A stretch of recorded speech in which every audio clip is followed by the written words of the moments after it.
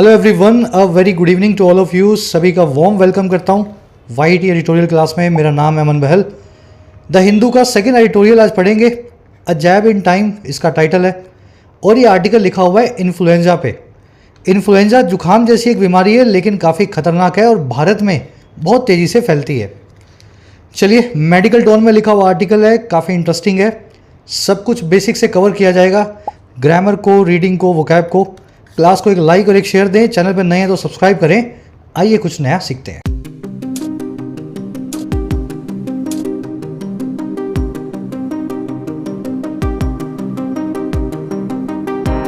Alright, कह रहा है अ जैब इन टाइम। देखिए, इन टाइम इस फ्रेज का मतलब होता है हिंदी में वक्त रहते, टाइम के चलते। और जैब जो आप देख रहे हैं ना, जैब, इसके दो मीनिंग्स हैं। पहला मीनिंग होता है मुक्का या पंच, और दूसरा मीनिंग होता है इसका जी इंजेक्शन, टीका, वैक्सीन। कह रहा है जी हमें पंच नहीं, इंजेक्शन लगवाना है, वैक्सीन लगवानी है वक्त रहते। वैक्सीन है इन्फ्लुएंजा की, थोड़ी महंगी होती है, हम लोग नहीं लगवाते हैं और भारत में ये जानलेवा बीमारी हर साल फैलती है। चलिए टाइटल पैराग्राफ को देखते हैं। कह रहा है जी India must push for vaccination against the flu for the elderly. कह रहे भारत को ये काम करना ही चाहिए, मस्ट। और कौन सा काम? पुश फॉर करने का या फिर दबाव डालने का। और पुश लगाना है, दबाव लगाना है वैक्सीनेशन के लिए, टीकाकरण के लिए, फ्लू के खिलाफ या इन्फ्लुएंजा के खिलाफ, एल्डरली लोगों के लिए या बड़े बुजुर्गों के लिए। तो बड़े बुजुर्गों को चाहे ये कितनी भी महंगी वैक्सीन है, सब लगवानी चाहिए। सरकार लगवाए अगर वो खुद ना लगा सके, लेकिन इस वैक्सीन का हर बड़े बुजुर्ग के लगा होना ज़रूरी है। चलिए, इंडिया सब्जेक्ट है, मस्ट पुश फॉर इसकी वर्ब है। पुश करना, दबाव डालना, पुश फॉर करना, किसी चीज़ के लिए जोर लगाना। वैक्सीनेशन, इम्यूनाइजेशन, टीकाकरण आप समझते हैं। एल्डरली का मतलब होता है बुजुर्ग। एल्डर मतलब बड़ा, जो उम्र में बड़ा हो, लेकिन एल्डरली का मतलब है जो आपसे काफ़ी बड़ा है, आपके बुजुर्ग। रिस्पेक्टफुल वर्ड है ये, ना, बुजुर्गों के लिए। फ्लू और इन्फ्लुएंजा एक ही बात है, बीमारी का नाम है। अभी आगे इसके बारे में डिटेल में देखेंगे। चलिए, अब जल्दी से इस आर्टिकल की मैं आपको दिखाता हूँ। वो क्या है, 5 वर्ड्स शुरू में एक साथ देख लो ताकि क्लास को स्मूथली ले सको। मेरी सभी क्लासेस के नोट्स, पीडीएफ्स, नोटिफिकेशंस आपको मिल जाते हैं इस टेलीग्राम ग्रुप में। टेलीग्राम में सर्च करें @अमन सर YT, आपको ग्रुप मिल जाएगा, या फिर इस वीडियो के फर्स्ट कमेंट में टेलीग्राम का लिंक भी दिया गया है। साथ ही YT your English tutor app को भी जरूर से डाउनलोड करें, फर्स्ट कमेंट में ऐप का लिंक दिया गया है। एप्लीकेशन पे आपको मिलेंगे पेड कोर्सेज, प्रीमियम कोर्सेज, लेकिन नाम भर के प्रीमियम है। स्ट्रक्चर्ड वे के अंदर बहुत अफोर्डेबल फीस में आप अपने एग्जाम्स की प्रिपरेशन कर सकते हैं। जैसे राइटिंग का कोर्स 50 से 60 घंटे में आपको इंग्लिश में लिखना सिखाया जाता है इस कोर्स के जरिए। हजारों लोग बेनिफिट ले सकते हैं। You can also take the benefit of the writing course. Holi के मौके पे कूपन लगा लेना, कलर्स। आपको मिनिमम प्राइस 470 रुपये के अंदर ये कोर्स अवेलेबल है ड्यूरिंग होली। इसी तरीके से आपको यूपीएससी का कोर्स मिलेगा। यूपीएससी और स्टेट सिविल सेवाओं के इंग्लिश के सेक्शन को इसमें बड़े अच्छे से कवर करवाया गया है। फिर इसमें चाहे आंसर राइटिंग हो, ऐसे राइटिंग हो, या फिर वोकैब हो, सीसेट हो, every aspect of UPSC and state civil services is covered in the course. Again, civil services course पे भी मिनिमम प्राइस का कूपन अभी लगा सकते हैं आप। फ्लाइंग कलर्स, इस कूपन का इस्तेमाल करें ड्यूरिंग होली। बैंकिंग एसएससी के कोर्सेज भी अवेलेबल हैं, जिसमें सभी एग्जाम्स बैंकिंग और एसएससी के सारे वैरायटी ऑफ क्वेश्चंस आपको सॉल्व करना सिखाया जाता है। ये दोनों प्रैक्टिस कोर्सेज हैं। You can take benefit of these courses as well. कोई भी क्वेरी हो, ये नंबर है टीम का, आप व्हाट्सएप पे बात कर सकते हैं टीम से। ऐप का लिंक आपको मिल जाएगा इन द फर्स्ट कमेंट। चलिए, थोड़ा जूम इन करता हूं मैं, ठीक से आप पढ़ पाएं इसको। पहला वर्ड है कन्फ्लेट। कन्फ्लेट का मतलब होता है दो चीज़ों को जो आपस में मिक्स ना होती हों फिर भी मिक्स कर देना। अलग अलग टाइप के कंपोनेंट, अलग अलग टाइप के लोग, अलग अलग टाइप की चीज़ें जब एक साथ आ जाएं, जो जनरली मिक्स नहीं होती हैं लेकिन फिर भी मिक्स हो जाएं, तो उसको मिक्स करने को बोलते हैं कन्फ्लेट करना। Successful people refrain from conflating professional and personal life. कामयाब लोग इस चीज़ से रिफ्रेन करते हैं या परहेज करते हैं। रिफ्रेन फ्रॉम, एब्सटेन फ्रॉम, परहेज करना। मिक्स करने से, कन्फ्लेट करने से अपनी प्रोफेशनल और पर्सनल लाइफ को। चलिए, ये वर्ड आर्टिकल में देखेंगे। मिक्स करने को मर्ज, कंबाइन या फ्यूज करना भी बोलते हैं। नेक्स्ट वर्ड अपने पास रोबस्ट। रोबस्ट यानी मजबूत, strong, sturdy, powerful. Thanks to a robust financial ecosystem, Indian economy managed to withstand major economic recessions of the past. कह रहा जी थैंक्स टू यानी की बदौलत। ये फ्रेज आपको पता है ना, थैंक्स टू। कह रहा जी की बदौलत, थैंक्स टू एक मजबूत या स्ट्रॉन्ग रोबस्ट फाइनेंशियल इकोसिस्टम के भारत की इकॉनमी ने मैनेज किया है कि वो विदस्टैंड करे, सामना करे बड़े बड़े आर्थिक मंदियों का, इकोनॉमिक रिसेशंस का जो पास्ट में आई थी। ठीक है, तो रोबस्ट वर्ड बड़ा कॉमन सा वर्ड है, you will see this word. अगला वर्ड है अपने पास विम्सिकल। देखिए विम्सिकल हर वो आदमी या हर वो चीज़ है जिसमें विम्स हो। विम्स का मतलब होता है मूडीपना, कभी गुस्सा, कभी नाराज, कभी हंसी में, कभी कभी आप देखते हो ना ऐसे लोग जो बहुत मूडी होते हैं, तो उनमें विम्स बहुत होती हैं, तो वहीं से वर्ड बना दिया विम्सिकल, है ना। The youth are fan of whimsical fashion nowadays. आजकल के युवा फैन हैं बहुत ही मूडी फैशन के, जिसमें कभी भी कुछ भी हो सकता है ना, इस तरह का फैशन नाउडेज आजकल। एक्सेंट्रिक और वियर्ड भी बोलते हैं विम्सिकल को, आर्बिट्रेरी भी बोलते हैं। आज आप वर्ड देखेंगे ना आर्टिकल में, वो है विम्स, नाउन फॉर्म में विम नाम का word, you will see in the article today. चलिए सेकंड लास्ट वर्ड है आज का अपना आउटब्रेक। आउटब्रेक का मतलब होता है किसी चीज़ का फैलाव, और वो चीज़ नेगेटिव होगी, जैसे कोई जंग फैल गई, आग फैल गई, इन्फेक्शन फैल गया। इस तरीके से अचानक से किसी चीज़ के तेज़ी से फैलने को, ख़राब चीज़ के फैलने को आउटब्रेक बोलते हैं। इसको इरप्शन भी बोलते हैं। A cholera outbreak has occurred in the city. एक हैजा का फैलाव हो गया है, आउटब्रेक हो गया है अचानक से पूरी सिटी में, इन द सिटी। चलिए लास्ट वर्ड अपने पास एंटिसिपेट, जो कि एक वर्ब है। एंटिसिपेट का मतलब होता है पहले से ही किसी चीज़ की आशा करना, उसको विजुलाइज करना। जैसे अच्छा एग्जाम हुआ आपका, तो आप एंटिसिपेट करेंगे एक अच्छे रिजल्ट को। मान लीजिए 5 क्वेश्चंस में से 3 आपको नहीं आते थे, तो आप एंटिसिपेट कर रहे हैं कि आप फेल हो जाएंगे। पहले से ही इस तरह से जब आप आशा करते हैं, फोरसी प्रिडिक्ट करते हैं, तो आप एंटिसिपेट कर रहे होते हैं। Protesters had not anticipated such a harsh response from the administration. Protesters ने या आंदोलनकारियों ने एंटिसिपेट नहीं किया था, आशा नहीं लगाई थी ऐसे एक कड़े रिस्पॉन्स की प्रतिक्रिया की एडमिनिस्ट्रेशन से, सरकार से, प्रशासन से। चलिए ये वर्ड एंटिसिपेट आर्टिकल में देखेंगे, वर्ब है ये। एंटिसिपेशन यानी पहले से लगाई गई आशा, ये एक नाउन है। चलो अब आर्टिकल पे आ जाओ, एक समरी आपको दें किस बारे में लिखा हुआ है। देखिए एक होता है बुखार, जुखाम, है ना, जिसको बोलते हैं कोल्ड, और एक होता है इन्फ्लुएंजा, जिसको आसान भाषा में बोलते हैं फ्लू। दोनों लगभग एक जैसी चीज़ें हैं, लेकिन जुखाम में आप बिना दवाई लिए भी सही हो जाओगे। इन्फ्लुएंजा में अगर हालत बिगड़ गई और टाइम पे हॉस्पिटल नहीं गए तो जान भी जा सकती है। तो हमें अक्सर इन्फ्लुएंजा होता है, हम समझ लेते हैं हमें जुखाम है, और ये इसलिए है क्योंकि भारत जैसे गरीब देशों में, माइंड मत करना बहुत कम हमारी इकॉनमी है जीडीपी जो है अभी $2500 भी नहीं पहुंची है। भारत जैसे विकासशील और गरीब देशों में इन्फ्लुएंजा की महंगी वैक्सीन ना तो सरकार लगवाती है, ना लगाने की सलाह देती है, और हर आदमी ये लगवा भी नहीं सकता। हमारा आर्टिकल कह रहा है कि बच्चों के तो सबके लग जाती है ये, लेकिन वक्त आ गया है इस वैक्सीन को बड़े बुजुर्गों को भी लगवाया जाए, चाहे कितना भी खर्चा आए, सरकार खुद इस खर्चे को वहन करे, लेकिन एल्डरली को इन्फ्लुएंजा का वैक्सीन लगना चाहिए। नहीं तो आदमी यही सोचता रहे मुझे जुखाम है और उसमें जान निकल जाए, है ना, वो जुखाम नहीं होता, वो इन्फ्लुएंजा होता है। चलिए आज की टोन है कॉशनरी और कंसर्न्ड, अर्जेंट टोन भी है आज की। थोड़ा क्वेश्चन कर रहा है, अर्जेंसी के साथ बता रहा है कि ये वैक्सीन लगवाना ज़रूरी है। शुरू करें आर्टिकल को। चलो वीडियो को कर लो पॉज। फर्स्ट पैराग्राफ पहले खुद से ट्राई देनी है, जितना जोर लग सके लगाओ और देखो कितना मीनिंग इस सेंटेंस का आप निकाल पाते हो। चलो अब मैं शुरू कर रहा हूं। With recent reports indicating a rise in the seasonal influenza cases in Delhi NCR area, it is once again time to issue a cautionary note and make a renewed effort to push adult vaccination in the country. Sentence with से शुरू हुआ है तो इसका मतलब है के साथ ही। कह रहा है जी के साथ ही हाल में आई रिपोर्ट्स के, वो रिपोर्ट्स जो इंडिकेट करती हैं एक उछाल को, बढ़ावे को, राइज को, हर साल होने वाले सीजनल इन्फ्लुएंजा के या फ्लू के केसेस में दिल्ली एनसीआर एरिया के अंदर। कह रहा है जी इस घटना के साथ ही विद हुआ क्या, हुआ ये कि इसके साथ एक बार फिर से वंस अगेन टाइम आ गया है कि हम इशू करें एक चेतावनी भरे, कौशन भरे, सावधानी भरे नोट को। सरकार जो है सावधानी भरी चेतावनी सबको दे, कॉशनरी नोट जो है इशू करे, और हम मेक करें या बनाएं एक नए रिन्यूड एफर्ट को जो है पुश करने का, दबाव डालने का एडल्ट्स पे, बड़े बुजुर्गों पे वैक्सीनेशन का हमारे देश में। तो दिल्ली एनसीआर में केस बढ़ रहे हैं। अब सरकार की जिम्मेदारी है कि सरकार सबको समझाए कि अगर आपकी उम्र 18-20 से ज़्यादा है तो इन्फ्लुएंजा का वैक्सीन लगवा लो।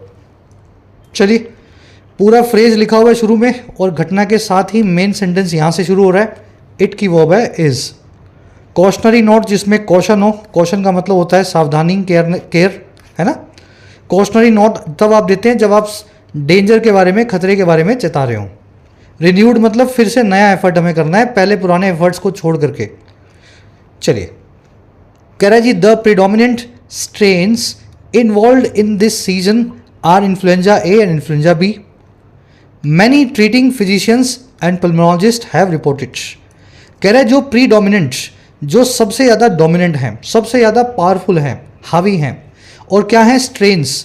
स्ट्रेन होती हैं वायरस के types, virus type A, type B, उनको स्ट्रेन बोलते हैं मेडिकल की लैंग्वेज में।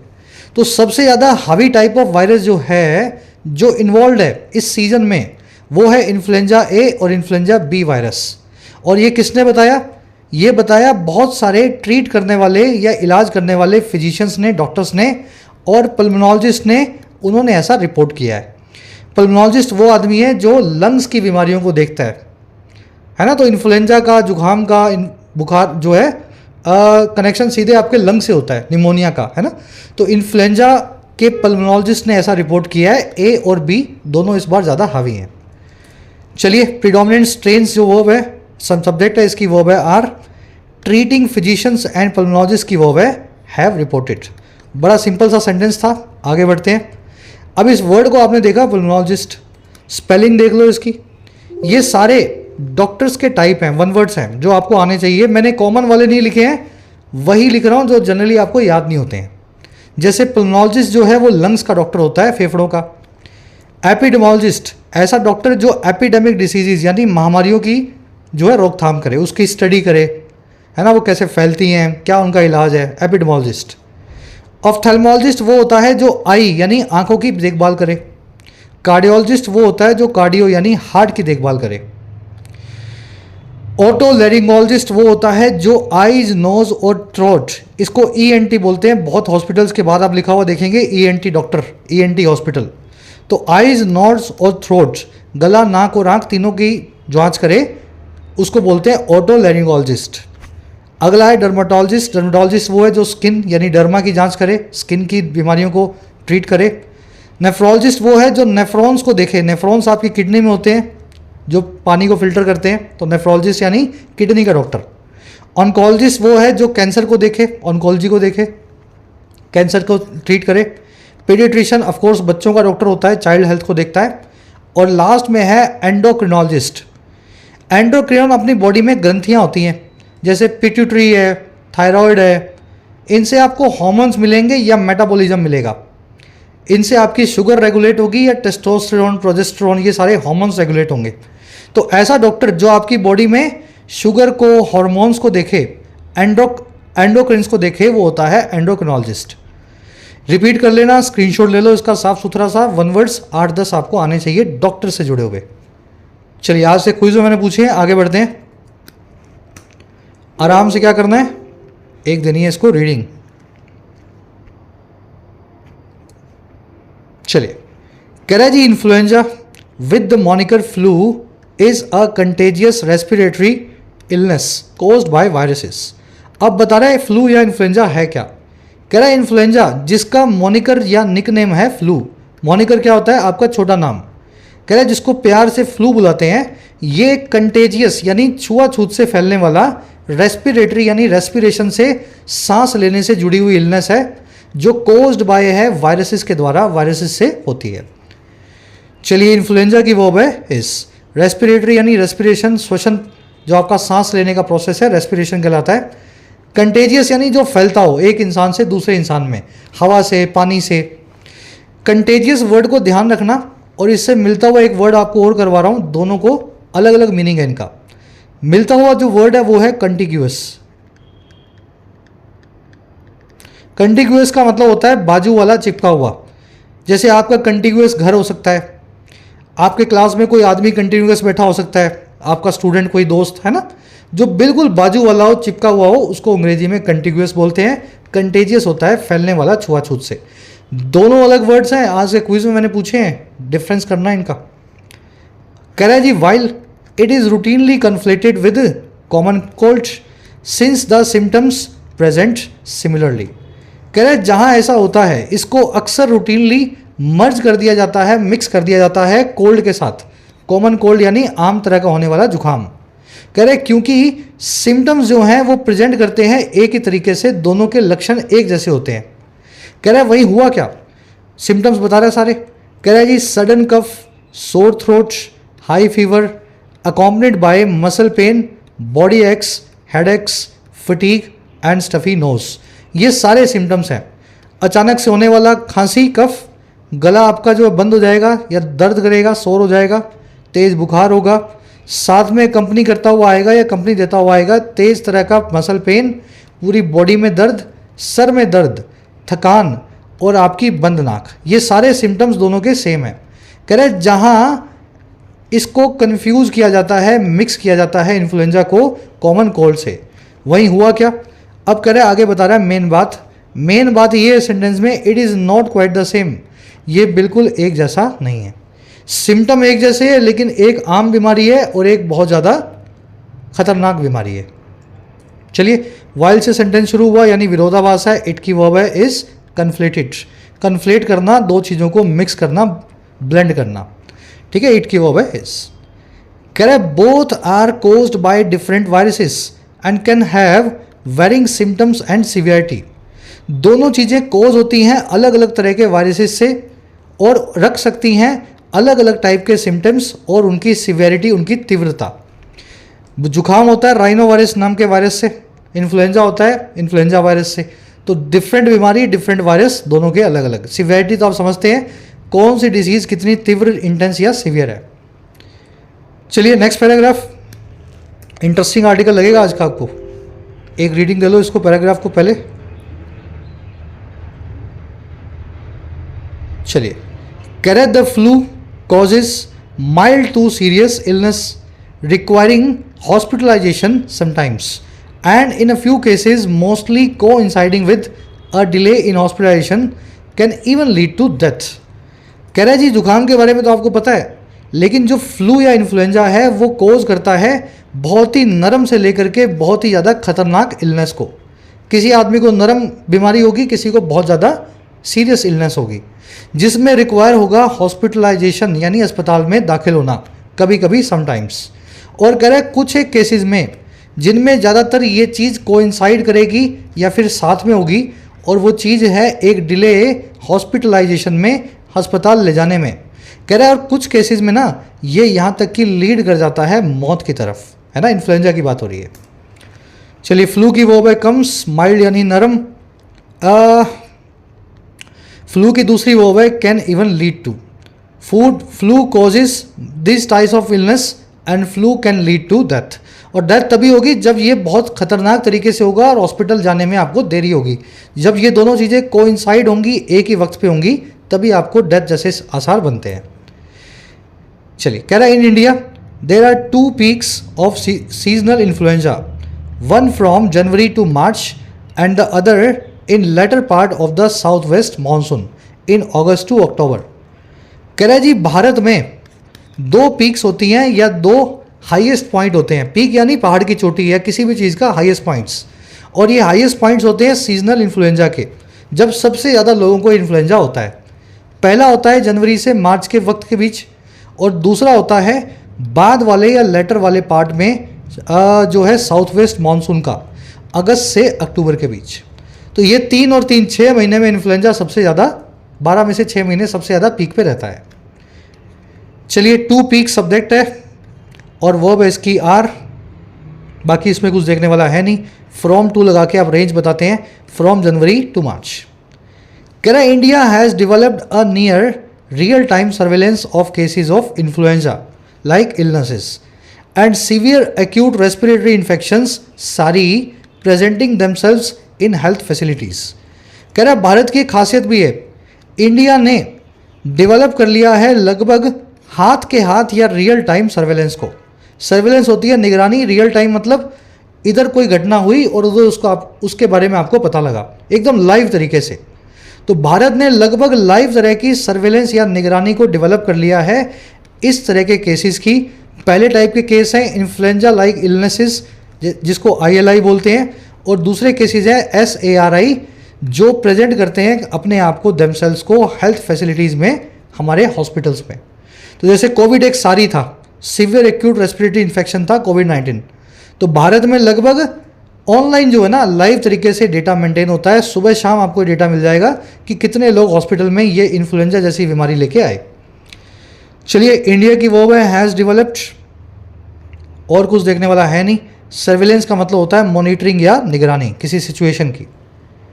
बड़े नेक्स्ट पैराग्राफ पे चलो।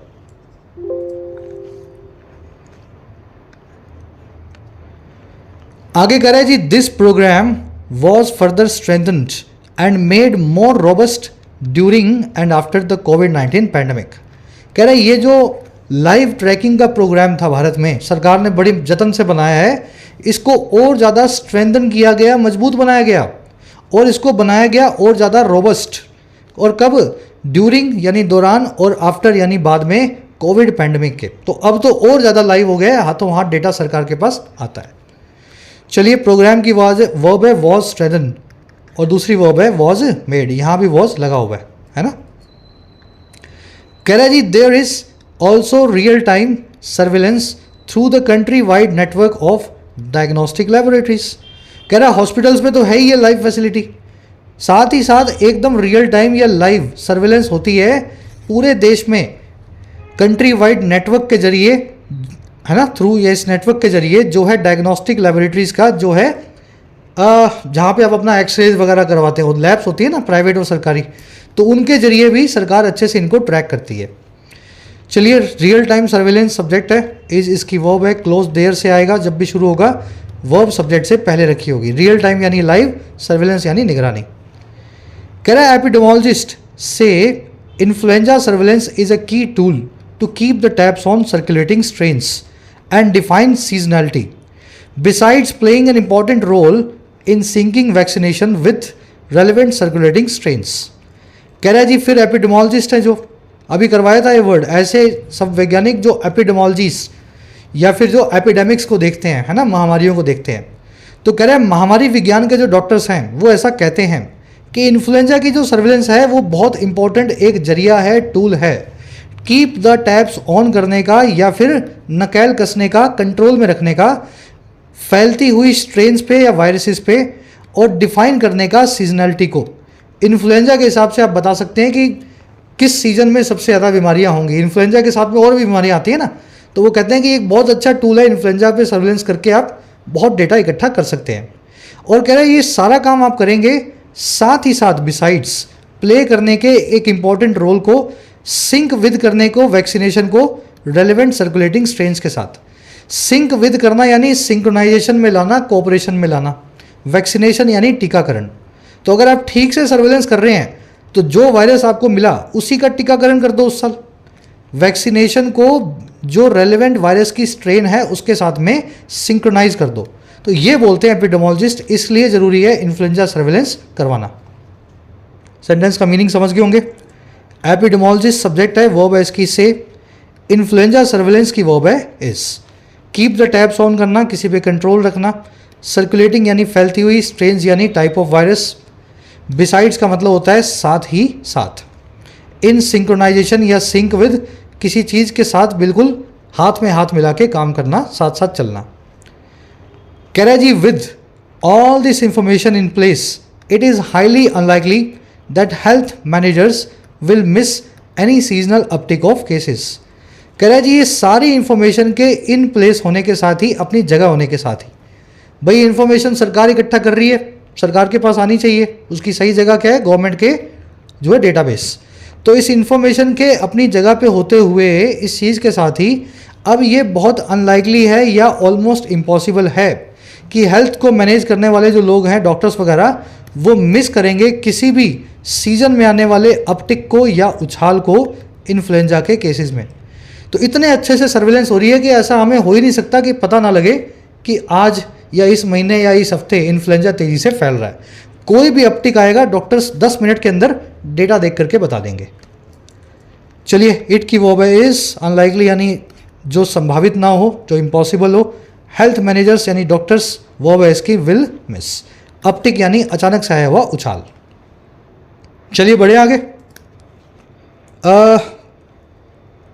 एक ग्रामर कॉन्सेप्ट है, पहले आर्टिकल पूरा करेंगे फिर मैं उसके ऊपर आता हूँ, ठीक है। फटाफट इसको देख लो, मीनिंग निकाल लो। कह रहा है जी, however the task at hand for governments is a little more complex.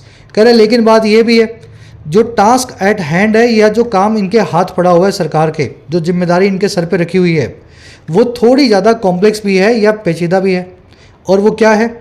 It is about being prepared to handle the outbreak by anticipating it and inculcating a sense of preservation particularly among the high risk groups ranging on the extremes of the age spectrum।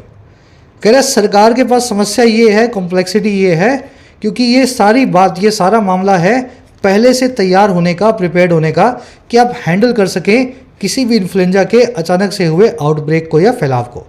होने के बाद तो आपको पता लग ही जाता है फैल गया, फैलने से पहले कैसे पता लगे आपको? और ये आपको पता लगवाना है एंटिसिपेट करके, पहले से पूर्वानुमान करके, पहले से अंदाज़ा लगा के। और आपको एक इनकलकेट करना है या पैदा करना है या बनाना है। इनकलकेट करना है यानी किसी चीज़ को बनाना, अपने अंदर बनाना। आपको एक सेंस बनाना है अपने अंदर जो है प्रिजर्वेशन का या प्रिजर्व करने का, बचाने का। खास करके उन लोगों में जो हाई रिस्क ग्रुप से आते हैं या ऐसे एज ग्रुप के लोग हैं जिनमें रिस्क बहुत ज़्यादा होता है, जो रेंज ऑन कर रहे हैं, जो इस रेंज तक पहुंच गए हैं, एक्सट्रीम है जो एज स्पेक्ट्रम की, जो 70 से 100 साल के लोग हैं, 80 से 90 साल के लोग हैं, एकदम एक्सट्रीम एज स्पेक्ट्रम पे आ गए हैं, हाई रिस्क में है, छोटी सी बीमारी से भी जान जा सकती है। तो वहाँ पे एक सेंस ऑफ प्रिजर्वेशन हमें बनाना है कि आपको अपना जान इन्फ्लुएंजा में नहीं देना है, आपको पहले ही वैक्सीन लगवा लेना है। समझ गए? ये है पूरे सेंटेंस का meaning. The task at hand, जो काम इनके हाथ है, वर्ब है इसके इज, इट की वर्ब है इज। एंटिसिपेट करना, पूर्वानुमान लगाना, आउटब्रेक यानी तेज़ी से होने वाला फैलाव, प्रिजर्वेशन यानी बचाना, किसी को सेव करना। इनकलकेट करने का मतलब होता है किसी चीज़ को मन में पैदा करना। Inculcate a feeling, a sense, है ना। चलिए, हाई रिस्क ग्रुप मैंने आपको बता दिया, ऐसे लोग उस ग्रुप से बिलोंग करें जिनको रिस्क बहुत ज़्यादा है बीमारियों का। कह रहा है attention should be paid to children, senior citizens and people with chronic respiratory conditions. Attention दी जानी चाहिए या पेड की जानी चाहिए, शुड बी पेड पैसिव में, बच्चों को, सीनियर सिटीजन्स को और उन लोगों को जिनको लंबे वक्त से क्रॉनिक रेस्पिरेटरी कंडीशंस हैं या सांस की बीमारियां हैं। क्रॉनिक यानी जिनकी लंबे वक्त से चल रही हो, एस्थमा हो, कुछ इस तरह की बीमारी हो, बच्चों को और बड़े बुजुर्गों को ज़्यादा ध्यान दिया जाना चाहिए। अटेंशन सब्जेक्ट है, यहाँ पे नाउन का काम कर रहा है। शुड बी पेड इसकी वर्ब है पैसिव में, अटेंशन को पे करें या फिर ध्यान दें। समझ गए? चलिए लास्ट पैराग्राफ।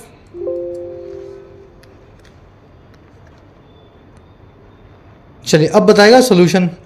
की among the interventions recommended is increasing awareness on vaccination for influenza.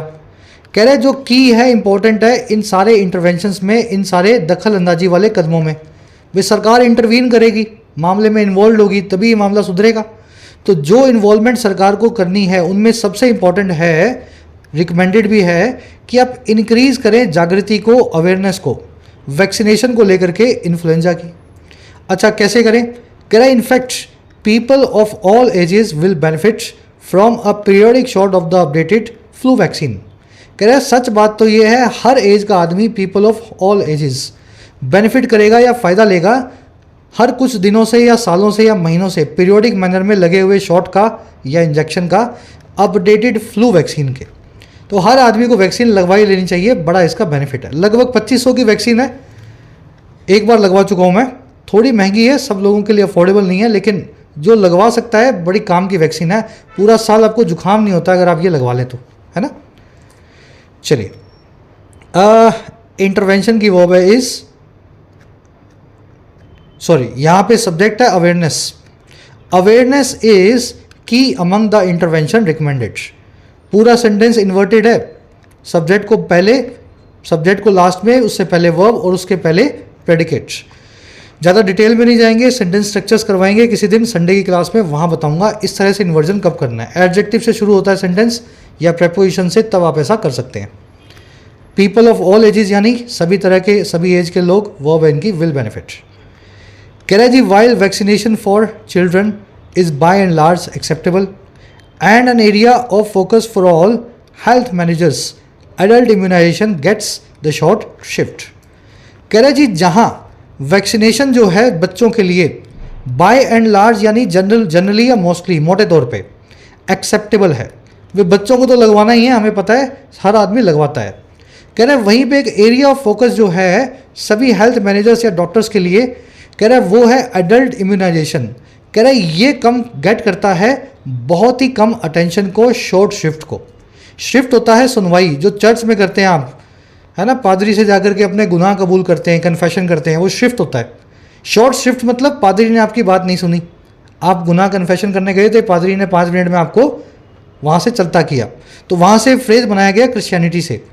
तो एडल्ट्स के वैक्सीनेशन या इम्यूनाइजेशन को बहुत कम सुनवाई मिलती है देश में, शॉर्ट शिफ्ट मिलता है। चलिए, वैक्सीनेशन फॉर चिल्ड्रन की वर्ब है इज, बाय एंड लार्ज मतलब मोटे तौर पे, एडल्ट इम्यूनाइजेशन की वर्ब है गेट्स। कह रहा है जी at the moment it is left to the whims and resources of state governments to offer adult vaccinations. कह रहा है इस मोमेंट पे अगर देखें तो ये पूरा मामला लेफ्ट कर दिया गया है, छोड़ दिया गया है मूड पे, विम्स पे और संसाधनों पे हमारी स्टेट गवर्नमेंट्स के, कि वो ऑफर करें खुद एडल्ट्स को वैक्सीनेशंस, अपनी जेब से पैसा लगा के हमें इन्फ्लुएंजा शॉट्स लगवाएं। तो अभी तो आम आदमी नहीं लगवाता, सरकार ही लगवा दे मुफ्त में तो लग जाएगा। इट की वर्ब है is, it is left to somebody, ये किसी और के ऊपर छोड़ दिया गया है। विम यानी आपका मूड, याद होगा विम्सिकल, है ना। रिसोर्सेज यानी संसाधन या पैसा। कह रहा है targeted awareness campaigns must be clear, urgent in tone and make an impact on the high risk groups, particularly because very simply vaccines save lifes. कह रहा है जी टारगेटेड अवेयरनेस कैंपेन्स जो हैं, टारगेट करके जागृति के जो अभियान, जो ड्राइव्स हैं, वो होने चाहिए, मस्ट बी। क्या होने चाहिए? एक तो क्लियर होने चाहिए और अर्जेंट होने चाहिए अपनी टोन में। साफ तरीके से अवेयरनेस फैलाओ और बहुत अर्जेंसी के साथ फैलाओ, और उनको मेक करना चाहिए एक इम्पैक्ट, उनको एक असर डालना चाहिए हाई रिस्क वाले ग्रुप के लोगों पे, बड़े बुजुर्गों और बच्चों पे, बिकॉज क्योंकि सीधी सी बात यह है, वेरी सिंपली, वैक्सीन्स जिंदगियों को बचाती हैं, वैक्सीन्स सेव लाइव्स। चलिए, अवेयरनेस कैंपेन सब्जेक्ट है, मस्ट बी इसकी वर्ब है, दूसरी वर्ब है मेक, है ना, must be and must make an impact. Vaccines की वर्ब है से। चलिए रैप अप करते हैं क्लास को। एक आपको फटाफट से मैं दे देता हूँ पूरा रिवीजन, जो भी आपने वर्ड सीखे। कॉशनरी जिसमें क्वेश्चन हो, चेतावनी भरा हो। प्रीडोमिनेंट यानी हावी तौर पे। कंटेजियस जो फैले, और कंटिग्यूअस जो बाजू का हो, जो आपसे चिपका हुआ हो। ठीक है, कंटिग्यूअस और कंटेजियस अलग अलग वर्ड्स हैं। कीप टैब्स ऑन करना, किसी को कंट्रोल में रखना। आउटब्रेक यानी अचानक से होने वाला फैलाव। कन्फ्लेट यानी दो ऐसी चीज़ों को इन्फ्लेट करना या मिक्स करना जो जनरली मिक्स नहीं होती हैं। कोइंसाइड विद होना यानी दो चीज़ों का, घटनाओं का एक साथ हो जाना। एंटिसिपेट यानी पूर्वानुमान लगाना, पहले से आशा करना। शॉर्ट शिफ्ट यानी कम सुनवाई, कम इंपॉर्टेंस, कम अटेंशन। बाय एंड लार्ज मतलब मोटे तौर पे। चलिए क्विज पे आते हैं। एक ग्रामर कॉन्सेप्ट है, आज नहीं करवा रहा हूँ मैं, आज मुझे क्लास कंप्लीट करनी है और एडिट करके और अपलोड करके फटाफट मुझे ट्रैवल के लिए निकलना है। ठीक है, तो वो कॉन्सेप्ट कल की क्लास में आ जाएगा, बिसाइड और बिसाइड्स वाला, और साथ में इसमें अपार्ट फ्रॉम भी मैंने ऐड किया है। नोट्स के अंदर मैंने डाल दिया, आप खुद से चेक कर लेना टेलीग्राम पे। कल की क्लास में कॉन्सेप्ट होपफुली करवाएंगे। चलो क्विज पे आ जाओ। कह रहे जी इनमें से कौन सी चीज़ सबसे अच्छे से डिस्क्राइब करती है आर्टिकल के सेंट्रल आइडिया को। वीडियो को पॉज करो, खुद से ट्राई दो। आपको क्या लगता है इस आर्टिकल का थीम या सेंट्रल आइडिया क्या था? सेंट्रल आइडिया यही है कि इन्फ्लुएंजा में सब कुछ ठीक है, लेकिन वैक्सीन महंगी होने की वजह से बड़े लोग नहीं लगवाते हैं, सिर्फ बच्चों को लग रही है, और बच्चों की फ्री है। तो इम्पोर्टेंस क्या है प्रमोट करने की एडल्ट्स में वैक्सीनेशन को इन्फ्लुएंजा के लिए भारत में, इसलिए ये आर्टिकल लिखा गया है। ठीक है। सेकंड पूछ रहा है जी, ऑथर का प्राइमरी कंसर्न या सबसे बड़ी चिंता क्या है भारत में वैक्सीनेशन के एफर्ट्स को लेकर के? बहुत इजी क्वेश्चन है, फर्स्ट वाला आंसर यहां भी फिट हो जाएगा। कंसर्न यही है कि बच्चों को लगवा देते हो, बड़ों को नहीं लगवाते हो। नेग्लिजेंस है, हमारी चूक है वैक्सीनेशन प्रमोट करने में एडल्ट्स के अंदर इन्फ्लुएंजा का। ठीक है ना, यही कंसर्न है हमारे भारत में इस बीमारी को लेके। दूसरे का सी बनेगा। थर्ड पे आ जाओ। इनमें से कौन सा स्टेटमेंट ऑथर के आर्गुमेंट को सपोर्ट करता है कि एडल्ट्स को इंप्रूव किया जाए वैक्सीनेशन कवरेज? कौन से आर्गुमेंट से पता लगता है कि ऑथर की बात सही है, एडल्ट्स को वैक्सीनेशन करवाना चाहिए?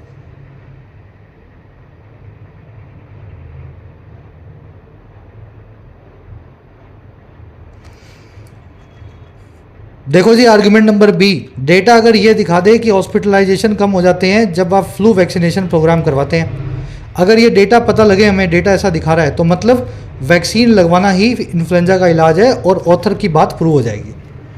ये थोड़ा इन्फ्लुएंस बेस्ड क्वेश्चन था, होपफुली आप इसको कर पाए होंगे, है ना, समझ पाए होंगे। चलो लास्ट में अपना स्कोर बताया करो।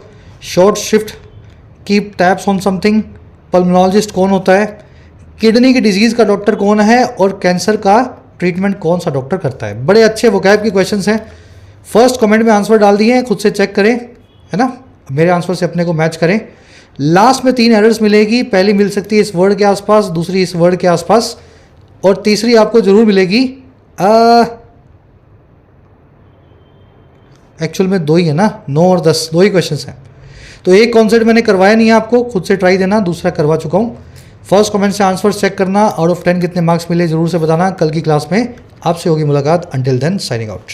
और हाँ, ऐप को जरूर डाउनलोड कर लें, कमेंट सेक्शन में ऐप का लिंक दिया गया है। जो भी कोर्स आपकी नीड है, अफोर्डेबल प्राइस में आप अपने एग्जाम को प्रिपेयर कर सकते हैं, एसएससी, बैंकिंग, यूपीएससी या स्टेट पीएससी एग्जाम को। ये टीम का नंबर है, इस पर व्हाट्सअप करके आप टीम से बात भी कर सकते हैं अगर आपकी कुछ क्वेरीज हो।